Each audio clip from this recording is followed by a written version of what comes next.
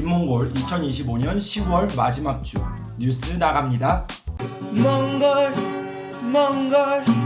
김몽골.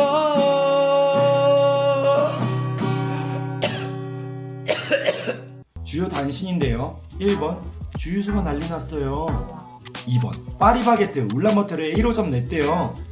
3번 총리 또다시 교체되나요? 네, 첫 번째 뉴스입니다. 주유소가 난리가 났대요. 요즘에 주유소 앞을 지나가다 보면은 차가 엄청 서 있더라고요. 그래서 사거리에 있는 주유소 같은 경우에는 그 행렬이 교통정체까지 일으키는 상황이 빚어지고 있습니다. 굉장히 큰 문제라고 할 수 있는데요. 하루 이틀 일은 아니잖아요. 이게 왜 이런 걸까요? 몽골은 정유 전체 소비량의 92%를 러시아에서 수입하고 있습니다. 그래서 몇 년간 지속되고 있는 러시아 우크라이나 전쟁에 대해서 영향을 받을 수밖에 없는데요. 보도에 따르면 이번 러시아 우크라이나 전쟁으로 인해 22개의 정유 공장이 공격을 받아 파괴되었고, 이에 따라 일반 휘발유, 몽골에서는 일반을 92라고 부르는데, 이 일반 휘발유에 대한 수출 조치 제한이 내려졌어요. 하지만 보도에 따르면 몽골과 직접적인 연관이 있는 앙가르스크 정유 공장은 정기 점검 때문에 잠시 공급량이 줄어든 것뿐이고, 또한 몽골 정부는 중국과도 추가 수입을 진행하기로 하였기 때문에 절대적인 양이 부족한 상황은 아니라고 합니다. 그럼에도 불구하고 언제 이렇게 연료가 끊길지도 모른다는 불확실성 때문에 사재기 현상이나 품귀 현상이 초래되었다고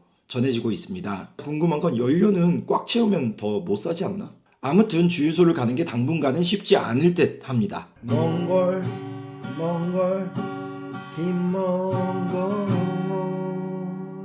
파리바게뜨 파리? 몽골 울란바토르에 1호점을 냈다고 하네요. 1호점은 몽골에서도 부촌으로 유명한 자이승에 냈다고 하네요. 네, 뒤에 보이시는 것이 자이승 스퀘어고요. 그리고 돌면은 파리바게뜨 여기 있어요. 오, 느낌 있어. 느낌 있네요. 네, 몽골 빵집의 특징인데 자리가 많이 있죠. 맛있어 배셔잉. 좋아요. 원래는 몽골에 외국계 프랜차이즈 빵집이 없었는데 뚜레쥬르가 들어와서 큰 인기를 얻고 있거든요. 파리바게뜨도 이 시장에 관심을 갖게 된 것 같습니다. 그저께는 광장 쪽을 지나가다 보니까 파리바게뜨 또 다른 지점이 있더라고요. 벌써 여러 개 지점을 만들고 있는 것 같아요. 요즘 몽골의 해외, 특히 한국의 프랜차이즈가 많이 들어오고 있는데 한번 정리해봐야겠어요. 여보세요? 100만원? 몽골에서 왜 보내는데? 하실 때 있죠. 저희가 몽골에 살다 보면은 한국에 돈 보낼 일이 있는데, 제가 개인 부탁도 해보고 아니면 은행 계좌로도 이렇게 보내봤는데 이게 다 번거롭더라고요. 그래서 이번에 앱을 하나 찾았어요. 샌드MN이라는 앱인데 여권이랑 몽골 은행 계좌만 있으면 된대요. 2개만 있으면 된대요. 다른 앱들도 비교해봤는데 수수료가 5,000원 돈 하는 것 같더라고요. 이 앱 같은 경우는 4,000원. 저도 1,000원이라도 아껴서 더 보내야 되니까 이제 이 앱을 애용하게 됐는데, 개인으로 거래할 경우에는 건당 600만원까지 가능하다고 해요. 그리고 환율도 다른 업계 대비해서는 굉장히 싼 편인 것 같아요. 그래서 저도 당장에 카드값 내야 돼갖고 한국에 돈 보냈습니다. 샌드맨 넌 누구냐? 제가 샌드맨을 찾아보니까 2016년에 설립됐더라고요. 그래서 일찍이 몽골에 있는 주재원들이나 외국 교민들을 위해서 서비스를 펼치고 있대요. 혹시 관심 있으신 분들은 제가 설명란에 다운로드 링크 달아두었으니까 한번 봐주시면 좋을 것 같아요. 몽골 김몽골.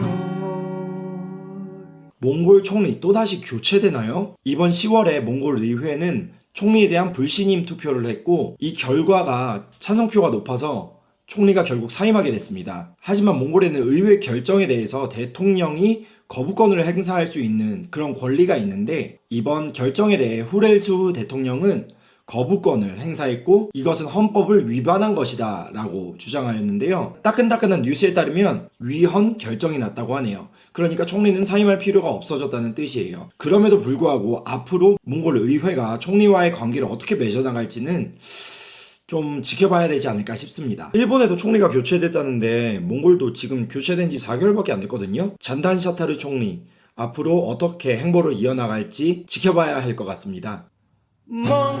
몽골 김몽골. 짜잔, knowledge corner. 외식 물류 등 프랜차이즈에 대해서 좀 생각을 해봤습니다. 먼저 몽골 같은 경우는 미국 쪽 프랜차이즈가 가장 먼저 진출을 했던 것 같아요. 2013년에 KFC가 들어왔거든요. 그 이후로 버거킹, 피자헛이 들어와서 사랑받는 브랜드로 몽골 사람들이 많이 사용하고 있는 편이에요. 그리고 최근에는 서브웨이가 들어왔죠. 서브웨이가 근데 다른 나라에서 하는 그만큼 종류가 다양하지는 않다고 해요. 그리고 일본계인데 일본계는 의외로 없어요. 소고기 덮밥 체인 요시노야라고 있는데 요시노야 외에는 뭐 구경백화점에 있는 페퍼런치, 함박스테이크 브랜드 같은 건데 그런 거밖에 본 적이 없는 것 같네요. 마지막으로 한국 브랜드입니다. 한국 브랜드는 이마트, CU, GS25가 딱 들어와서 시장을 주름 잡고 난 이후로 좀 이렇게 더 진출한 경향이 있지 않나 싶기는 한데 카페 브랜드로는 탐앤탐스 카페베네가 이미 몽골에 많은 시장 점유율을 보여주고 있죠. 여기에 더해서 메가커피가 들어와서 많은 사랑을 받고 있고요. 아, 그리고 디저트 상품인가?